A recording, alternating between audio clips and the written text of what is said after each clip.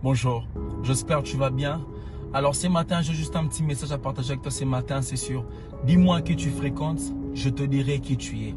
Dis-moi qui tu fréquentes, je te dirai qui tu es. Pourquoi je dis ça? Parce que l'homme est influencé par celui qu'il fréquente.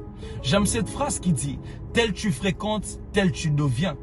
On finit toujours par ressembler à ce que l'on fréquente régulièrement. L'entourage peut être la cause de ta réussite ou de ton échec. Celui qui veut réussir dans sa vie doit bien choisir son entourage. On reconnaît un homme par son entourage. On juge un homme par son entourage. Tu es le résultat des gens qui t'entourent.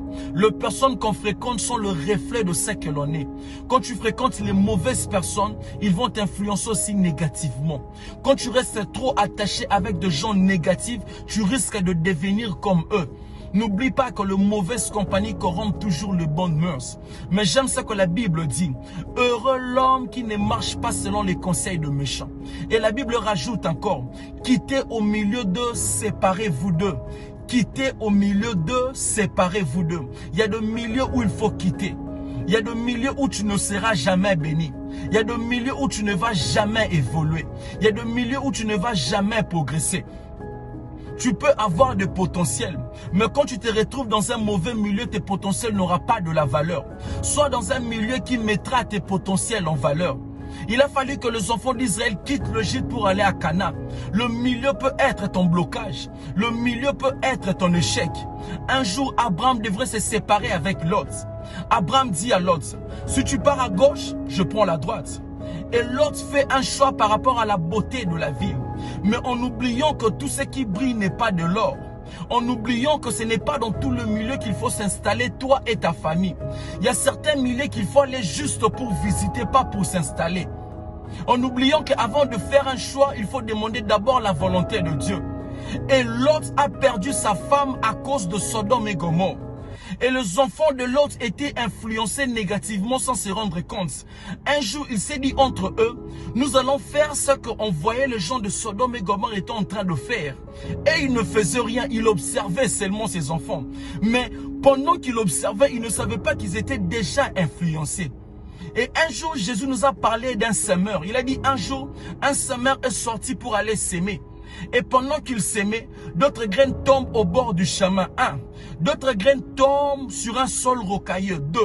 D'autres graines tombent parmi les épines. 3. Et d'autres graines tombent sur une bonne terre et donnent du fruit. Pourquoi Jésus précise sur une bonne terre? Parce que si d'autres graines n'ont pas donné du fruit parmi les épines, ce n'est pas la faute du graine, mais c'est la faute de l'environnement dans lequel la graine se retrouve. Parfois, le problème, c'est l'environnement dans lequel tu te retrouves. Le milieu joue un grand rôle dans notre vie.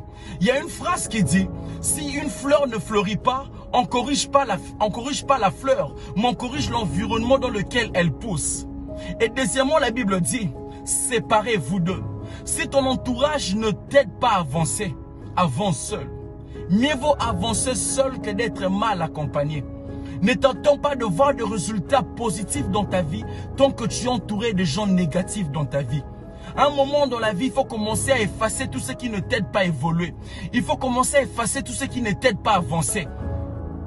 La vie devient souvent plus facile quand on supprime ce qui la rend difficile.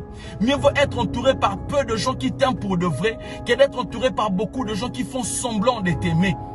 Le problème, ce n'est pas la quantité de amis qui compte, mais la qualité des amis qui compte. Tout le monde n'est pas ton ami.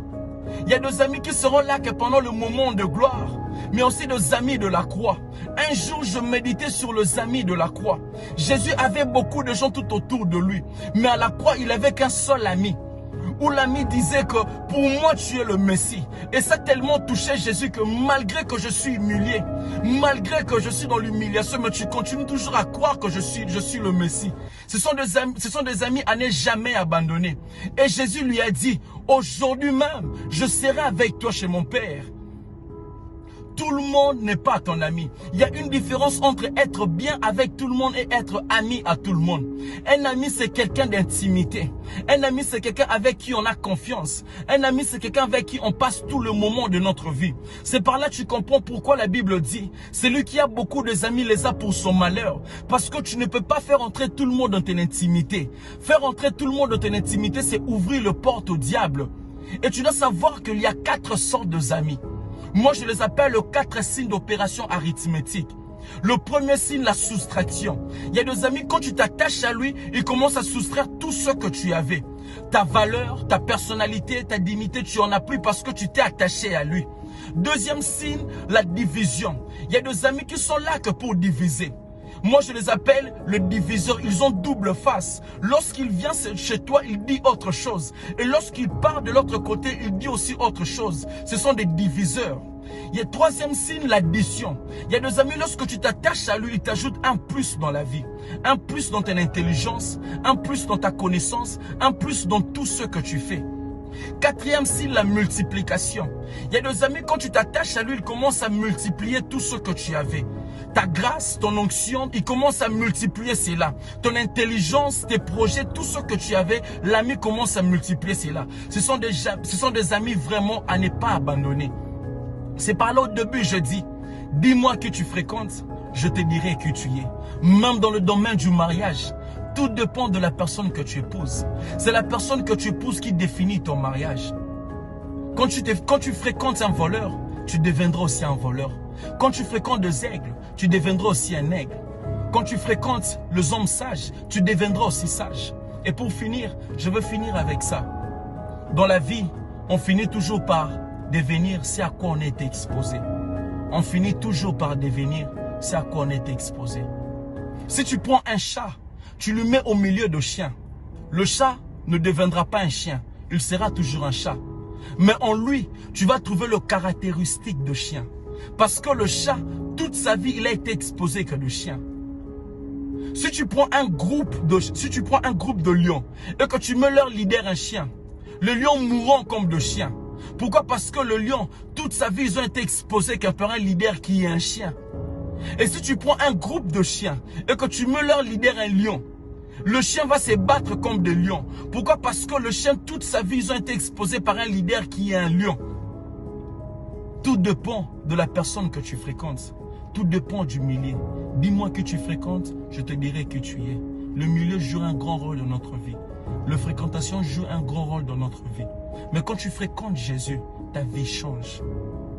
Les disciples ne savaient pas qu'ils étaient déjà influencés. Jusqu'à ce que les gens commencent à leur dire, tu parles comme Jésus. Tu agis comme Jésus. C'était juste le fait d'être près de lui, le fait de le fréquenter. Et depuis que je commençais à fréquenter Jésus dans ma vie, toute ma vie a changé. Ma façon de voir les choses a changé. Ma façon de penser, ça a changé. Toute ma vie a changé.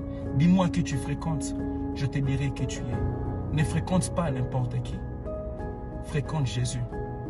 Sois entouré de bonnes personnes. Des gens qui t'aiment pour de vrai. Que mon Dieu te bénisse. C'était juste ça le petit message que j'allais partager avec toi. Que mon Dieu te bénisse. Merci.